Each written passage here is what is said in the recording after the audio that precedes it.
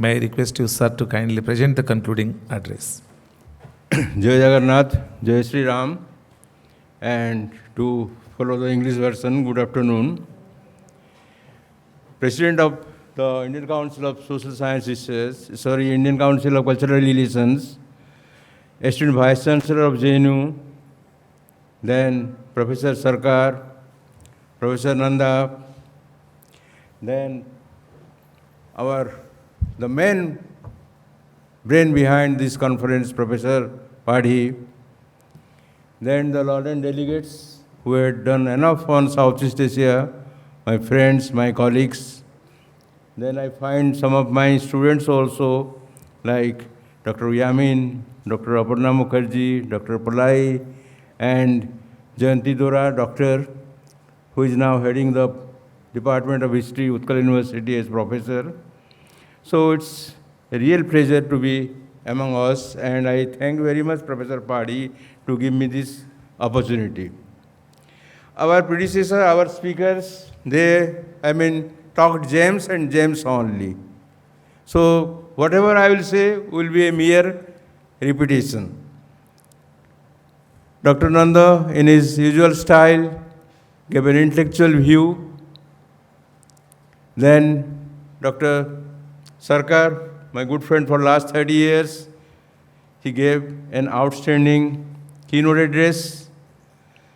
And our Madam Vice Chancellor,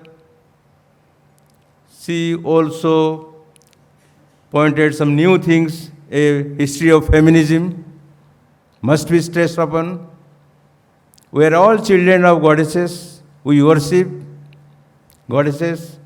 But in our heart of heart, we should respect the feminine form. Whether intellectuals or academicians or politicians, they should take stringent measures, not in words but in action, against anybody violating a woman.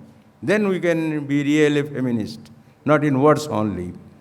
Then our president, I was really amazed by his erudition, his viewpoints, his emphasis on language teaching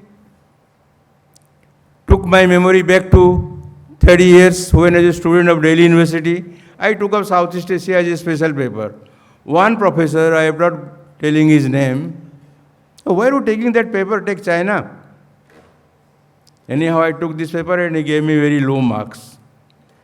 And he became the famous so-called Marxist historian, who very conveniently in his famous book Modern Indian History omitted 1942 Quit India movement and Communist Party's non-participation.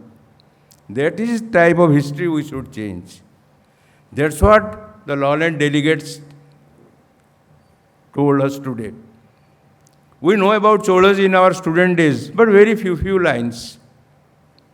About Ahom, we don't know much.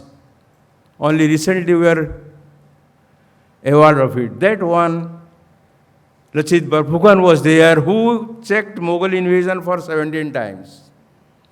And this is the area who will join India with Southeast Asia, the Ahom, the Assamese area. Because they all belong to the Thai race, who migrated in 13th century from China. In Thailand, they are known as Thais. In Laos, then Cambodians, then in our northeastern. That is one contribution of Southeast Asian to India. The question was raised. Anyhow, Kalinga, our topic, it consists of a meeting point of North and South.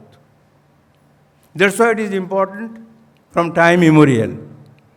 We had trade relations, we had cultural relations, because in the proceedings of the seminar in coming days, you'll find how the architectural similarities, then the ports of Odisha, then items of export, then the cultural flavor of Kalinga in Southeast Asia, the nomenclature clinging everywhere in Southeast Asia.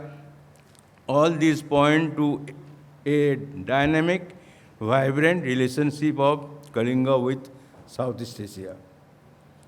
The sad part is that only for the last 20-30 years we find an Indian recognition or a global recognition of Kalinga's contribution to Southeast Asia.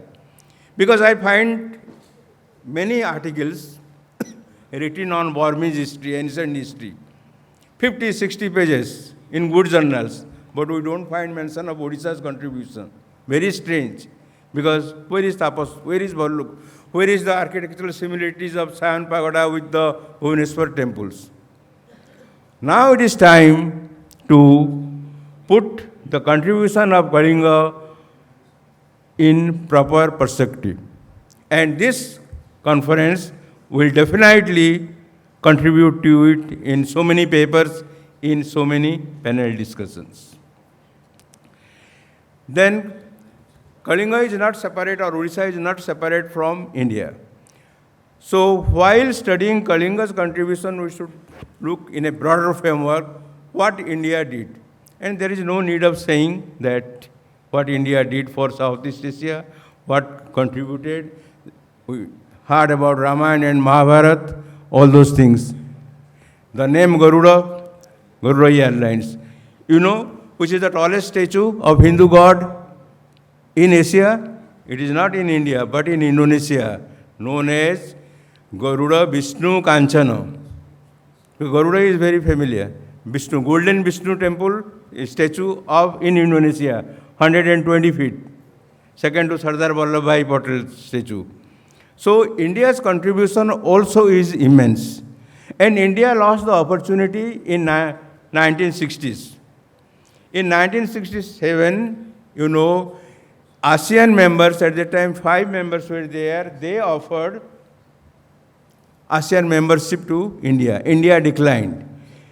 After 62, India lost its importance in Southeast Asia. It looked towards West Asia because of vote bank politics, you can say, because of the majority of the countries there in Muslim.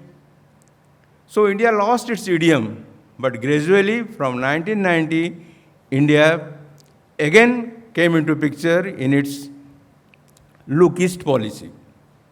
It went on, but in a slow pace. But from 1914, suddenly India marched ahead, accelerated in 180 km per hour with Act East policy. And for last 9-8 years, we are seeing India's tremendous achievement in trade, commerce, and most important to counter China in geopolitical, strategical thing. India is now having a presence in this region, having defense cooperation with Indonesia, Vietnam.